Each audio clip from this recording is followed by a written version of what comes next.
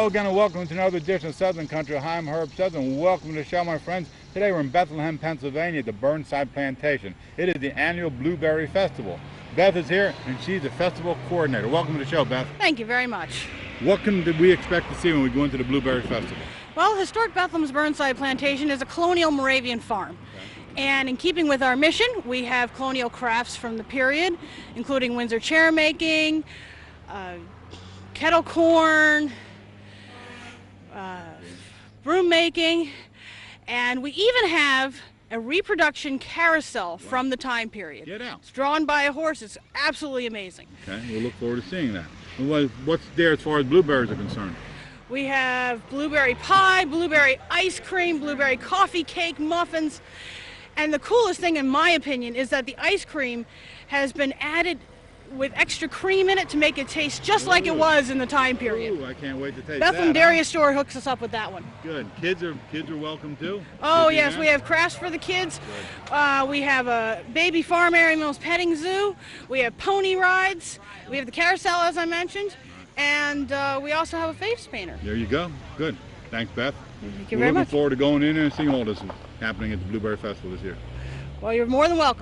Well, my friends, as we walk around Burnside Plantation, the Blueberry Festival, Spurgeon Davis is here. Welcome to the show. Well, thank you. I'm glad to be here. You're a corn maker? Absolutely. We do kettle corn the way they used to do it back in the 1800s. Get out. Absolutely. Back then, when they would be butchering hogs and they would take some of the lard that was left in the bottom of the kettle, they heat that up, throw some corn in, and they would have kettle corn. Put either honey, molasses, or something other flavoring. What we do is instead of the open fire, we have propane. Right. Instead of lard, we use soybean oil, which is a lot healthier. Sure. But we still use a sugar mixture and a little popcorn salt, and you get a sweet and a salty taste at the same time.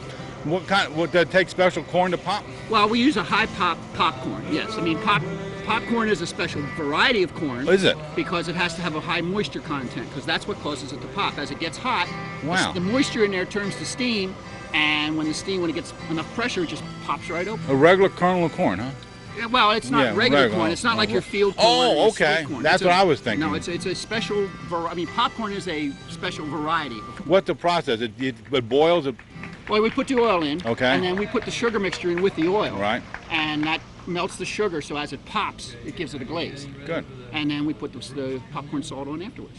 Can't wait to taste some. Okay. You're gonna cook us some stuff? I'll make you some right now. Well, my friends, Brian's here, and he's a chair maker. Talk to me about making chairs, Brian. Well, I'm a traditional Windsor chair maker. I start with a log, and down here I have a piece, split white oak log, and make my chair parts out of that. The bent backs and the spindles are made from white oak. And I also start with a sugar maple log, and that's split, and I turn the legs out of sugar maple, and that's a cherry chair over there we're looking at. But the one you're sitting on is turned sugar maple, and I turn it wet also, and I put them in a drying box and dry everything. And this is green wood. And what I'm working on now is I'm working on a loop back piece that I'm going to take home and steam bend. I would ask you, how do you bend it around to make this? Yeah, I use a steam box. It's at 200 degrees, and I steam it for about an hour and a half, and I bring it out and use gloves and bend it around and put it in a form. What kind of wood? This is white oak. White oak. Makes a better chair? Yeah, white oak is the best. Some people use red oak, but I prefer white oak. Yeah. How do you get this diameter to be the same all the way through? I have a little gauge that I use, and this is it's called an eye? Well, it's an eye, but I didn't bring it with me. I usually have a piece of wood that has a 7/8 hole bored in it, and I try to slide that down and get it all the same diameter all the way through. And then once it's dried, then you can work it dry and shape it up and get a lot closer in tolerance for what the spindles need to go through. Beginning then, how long does it take to make this chair I'm sitting on? It takes 1 week. I have about 40 to 50 hours in making the chair, and then I have to paint it and finish it on top of that. So it's about a 2-week process. In the process of while I'm painting a chair, I'm also making parts for another one. So I've got 2 going at one time. Now, this process goes back 100 years, 200 years? It goes back to 1730 when they migrated into Philadelphia from the Pilgrims coming over. They brought over their technology, and this is I think an ancient foot-operated vise. And how do you get the seat as a one piece? That is a one-piece pine, and I use an in-shave, and I scoop that out with its 2 handles, which most of my work is done with a draw knife. But if you take this draw knife and make it into a semicircle, it becomes an in shape. And I use the same kind of tool and shape the inside and scoop that and then cabinet scrape it. And very little sanding goes in my chairs. You laid the legs? Yes. I try to do most of my work as traditional as I did in the 1700s, 1800s, using very little sandpaper. They didn't have sandpaper then, they used cabinet scrapers. And so that's what I'm trying to get back to. My chairs are built with that technique and the techniques that they had for 200 years, and that's why they stand the test of time. Thanks, Brian. All right, thank you much. John is here at the Burnside Plantation, the Blueberry Festival. He's a broom maker. John, welcome to the show. Okay, thanks a lot. Now, talk to me about broom making in general. Basically, it's a simple little craft that basically was forgotten about. It was something that was taught to the probably a poor farmer, and then he later taught his children. So there's hardly nothing written on broom making. The material that I use is called broom corn or broom straw, depending on what source you get the seed from. It grows identical to corn. It looks like corn when it's growing. It's part of the sorghum family of plants. It grows 6 to 8 feet tall, probably about 1 foot to 2 foot taller than a regular corn plant, but all you get is one tassel out of the top of each plant. And that can be full of seed head. It has to be hand harvested, it has to be hand checked. Where's this grown at? It will grow anywhere that regular sweet corn will grow. Our buddy Benjamin Franklin got credit for bringing it to America when he was working on the Allied of the Revolutionary War from France.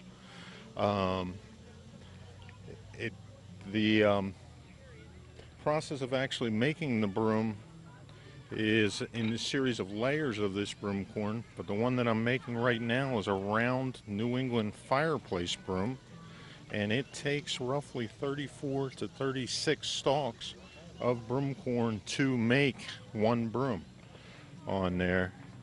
It has to be hand harvested, it has to be hand checked. It's no longer commercially grown in the United States. It's mainly grown in Mexico, Argentina, and the area that used to be Yugoslavia. Now, how long does it take to make a broom? About a half an hour to 40 minutes total. With the handle? What kind of we use for a handle? We've got a walnut handle already in the machine. Okay. The machine that we're using here today at Burnside Plantation at the wonderful Blueberry Festival, and you should come out and see, at least have a piece of blueberry pie while you're here. The machine dates back to about 1870. This is a left-handed broom kicker with a squirrel cage attachment on the bottom. They came with a couple different attachments. You could get one that was like a Singer sewing machine, or you could get one with separate steps that you could push up and down, or treadles for it. I thought it was kind of neat in the 1870s that they were thinking about left hand and right hand, but as I found out later, because of making the brooms and the small cottage-sized industry, you would take a barn that was waterproof and store your broom corn and your broom machinery in. They made left and right just to butt up against each other to share the material between the two. It's definitely a hobby that got out of hand. I learned from a junior high shop teacher back in 75, 76. Just finished up an Eagle Scout project, and they talked me into being involved in the bicentennial. So that's how we got into this. John, thank you very much. Thank you. It was a pleasure, and please come out to the Blueberry Festival. The weather's wonderful. Thanks, John. Well, my friends, we're wrapping up this edition of Southern Country to Burnside Plantation at the Blueberry Festival. No better way to do it than with Kyle, who's been on Southern Country before when we did the show here a couple of years ago. He's the site manager. And tell us welcome to the show, Kyle. I'm glad to be here. Tell us what Burnside's all about. Wrap it up. Burnside Plantation, it's a Moravian farm museum, 1740s to 1840s. Very, very important period in world history, really. They call it the American Agricultural Revolution. We have a number of barns here, of course, the farmhouse here. We've been in operation here since about 1986, so we're relatively new. But that's basically what we're about. Moravian Farm Museum here in Bethlehem, Pennsylvania, 1740s to 1840s. Kyle, thanks for being on the show. You're welcome. Thanks for coming here. Thanks. Great to have you again. We'll see you sometime soon again. That'll be fantastic.